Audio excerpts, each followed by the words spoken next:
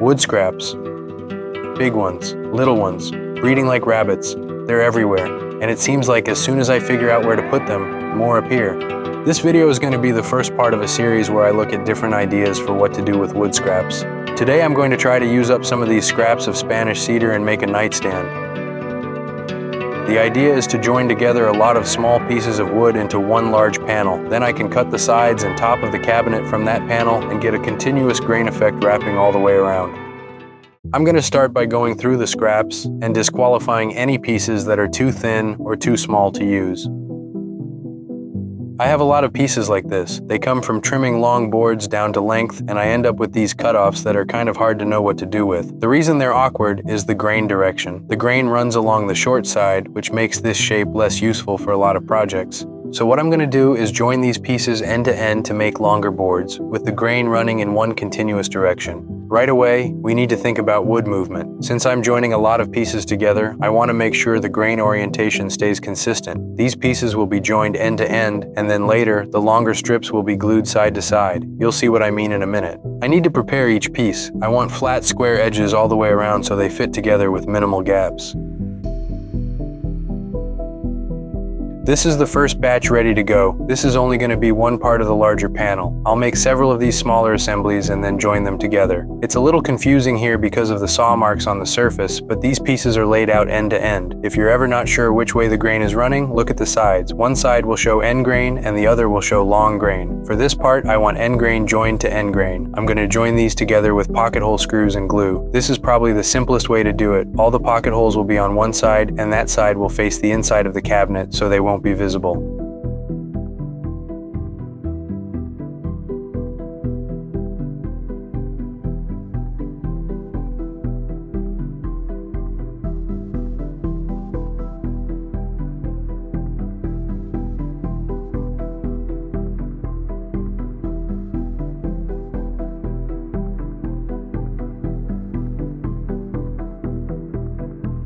I also have a set of narrower scraps that I'm going to join together the same way. Now the glue is dry, and I've put together a few more of these scrap wood assemblies. I didn't show every single one because the process is exactly the same. You might think a panel made from wood joined end to end like this would be weak, and you'd be right. But I have a solution for that. First, I'm going to trim the sides of each assembly to make sure I have a straight, square edge, because these pieces are going to be joined side to side. Then I'm going to rip the wider panels into narrower strips and shift them around so the joints are staggered. That way, there won't be any breaks that run all the way across the finished board. Most of the strength in the final panel will come from the long grain glue joints between the strips, not from the end-to-end joints. Now I'm going to arrange the strips into one large rectangular panel. There isn't really a precise formula here. It's kind of just figuring it out as you go. I'm not worrying about matching the color or grain because I want this to have a patchwork kind of look.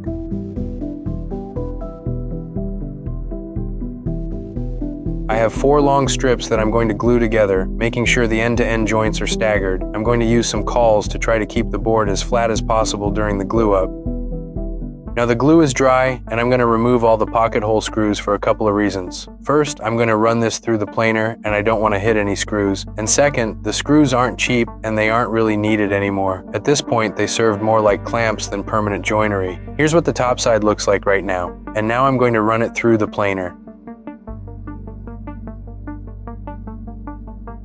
This is actually the first of 2 panels. The full depth of the nightstand is wider than my planer, so I need to make the panel in 2 sections and join them afterward. The second panel is a little narrower, but I'm going to use the same process. It just needs to be wide enough to make up the difference. Then I'll run both pieces through the planer one more time to get them to the same thickness.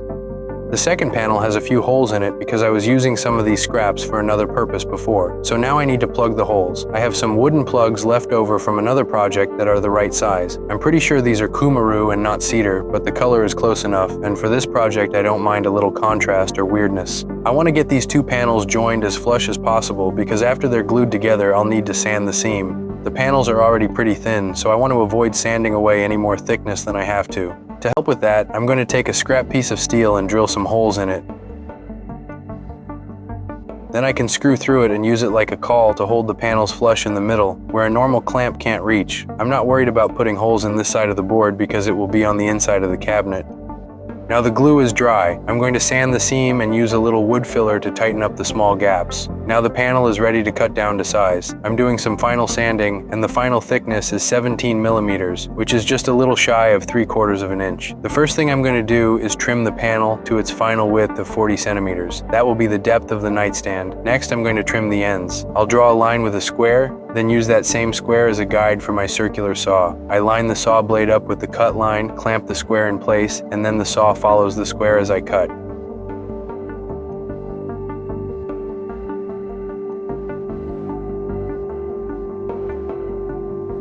Now I'm going to cut this panel into 3 parts, the 2 sides and the top of the nightstand. I'll make the bottom separately, but I wanted the sides and top to come from the same panel so the grain flows around the cabinet. I drew a bunch of different lines because I changed my mind a few times about the exact size of the nightstand, but I'm going to cut on this red line. For this cut, I'm using a circular saw guide. The saw rides against the jig and cuts right along the edge. Now the panel is split into 3 pieces, and I'm going to mark them so I can keep track of their orientation. I'm also going to cut 45-degree angles on the edges because I want mitered corners. Next, I'm going to glue up some narrow boards that will form the bottom part of the cabinet.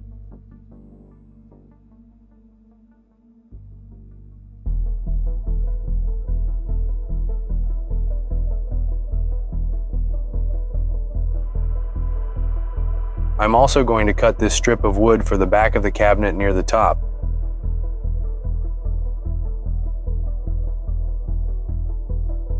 This will help prevent racking and make the cabinet stronger. The back of the cabinet will be a 5mm sheet of plywood, so I'm going to cut a small groove to hold it. I'll run each piece through once to start the groove, then move the fence slightly and make another pass. I'll keep doing that and testing with a scrap of the same plywood until the fit is right. Now I'm ready to put the cabinet together. I'm going to start by connecting the upper support piece to the top of the cabinet with glue and screws. It would be a little stronger if I drilled the pocket holes from the other side, but I don't want them to be visible, and I'm really just using them to help keep this together so I can take the clamps off faster while the glue dries. Next, I'll attach both bottom supports to one of the sides.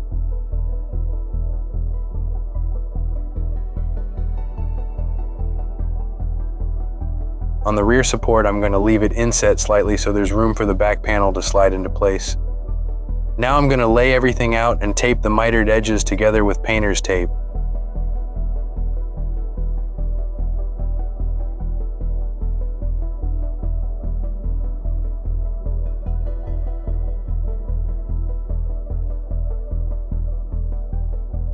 Then I'll flip it over, apply glue, and fold everything together. I'm also going to shoot in a few brad nails to hold things in place while the glue dries. I think this tape and glue method is probably better suited to smaller boxes because at this size it gets a little awkward, but it worked out okay. I'm using a small scrap of the 5mm plywood to make sure the groove for the back panel stays lined up while I add a few more screws. Then I'll connect the bottom supports to the other side of the cabinet, again remembering to leave that gap open for the back panel.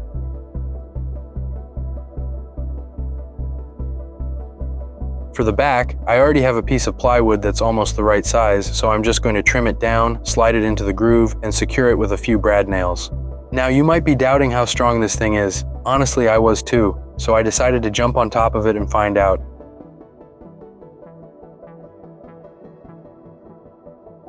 During this process, I left a few dents in the wood from clamping, but it's not the end of the world. Here's an easy way to remove most dents from wood. Take a wet rag and soak the dented area.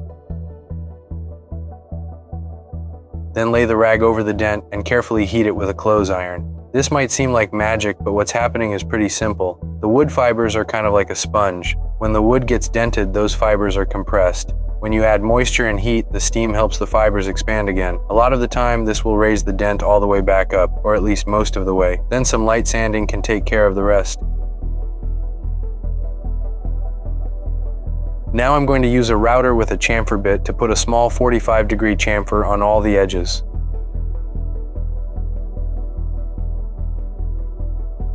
I sanded the cabinet to 120 grit, and now I'm going to wet the wood to raise the grain. Raising the grain is a simple trick that helps you get a smoother finish. Wood is made up of tiny fibers. When you sand the surface, some of those fibers are cut almost all the way through, but they stay attached. The surface feels smooth because those fibers are lying flat. When you wipe the wood with water, those loose fibers absorb moisture, swell, and stand upright. Once the wood dries completely, you can sand them off. This time I'll use 220 grit. For the legs, I found a piece of pukte, which is a hardwood native to Mexico. I'm going to cut the legs from this piece. I made a separate video about how I made the tapered legs, so check for that on my channel. I'll also put a link in the description. I have some plywood left over from a previous project, and that should be enough to make the drawers. There are already a lot of videos about making drawers and installing drawer slides, so I'm not going to go too deep into that part here. For the drawer faces, I have some pieces of wood that are almost big enough. I'll just have to modify them a little to make them work. I have these 3 pieces arranged in a pattern where I like the way the grain looks together. The problem is that the first 2 pieces are a little too small for the drawers I want to make. I want 3 equal-sized drawers, and luckily the 3rd piece is bigger than it needs to be, so I'm going to keep the same grain orientation but cut a small strip from the 2nd piece and glue it onto the 1st. Then I'll cut another strip from the 3rd piece and glue it onto the 2nd. That will give me 3 equal-sized drawer faces while keeping the overall grain pattern.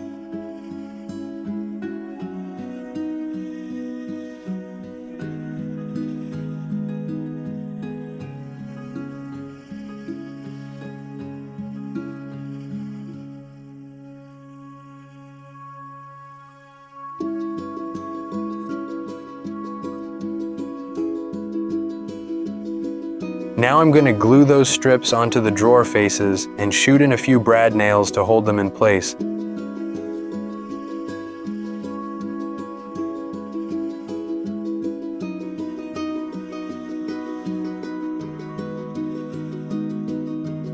I'm also going to put both pieces in the clamps together because I want to squeeze those gaps really tight. I want to see glue squeeze out along the whole seam because these are the drawer faces and the joints need to look good. Now the drawer faces are dry, so I'm going to sand them and cut them to their final size. I have the drawer faces laid out, and I'm going to mark a small X on each one where the drawer pull will be cut out. I'm going to use a jig and a router to cut the drawer pulls. I just made a whole video about this process, so check that out on my channel. I'll also try to put a link in the description. I finished everything with several coats of polyurethane, lightly sanding between coats to get a smooth finish. Now I have a confession to make. Pretty much as soon as the glue dried on the cabinet, I noticed something was weird. I measured it and realized I had forgotten to trim the ends of the side pieces. They were supposed to be the same length, but they weren't. I put everything together and now one side of the cabinet is 5/16 of an inch taller than the other. I decided to just keep going. When you make a mistake like that, it kind of follows you through the rest of the project. Eventually the extra space has to be resolved somewhere, and we've reached that point now with the drawer faces. Before I attach the drawer faces, I'm going to drill holes in the front of each drawer. Later, these holes will let me drive screws from inside the drawer into the drawer face. Now I'm going to lay the cabinet on its back and space out the drawer faces. The gaps here are a little bigger than I would normally leave, but I was limited by the material I had. I'm trying to build this nightstand using scraps and offcuts without cutting into new boards. I'm going to space the drawer gaps with playing cards. The way this works is you push the drawer face all the way to one side and stuff as many cards as you can into the opposite gap. Then you divide that number of cards by 2. By putting the same number of cards on each side, you can center the drawer face and make the gaps even. Once I know how many cards I need for the side gaps, I'll set those aside and figure out the spacers for the top and bottom gaps. Then I'll glue the drawer faces on and apply the spacers. For the top and bottom gaps, I found that this 5mm plywood fit perfectly.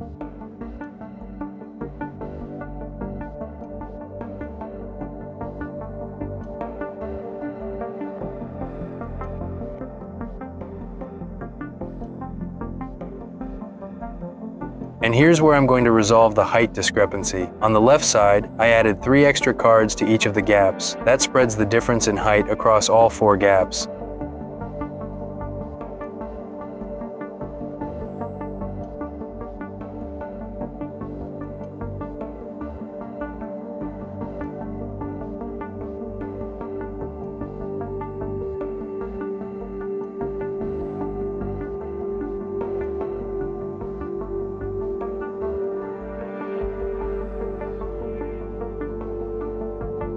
Since there's a big hole in the front of each drawer, I'm going to take advantage of that and add a clamp to each one while the glue dries. I'm using these little blocks of wood to protect the drawer faces from getting dented by the clamps.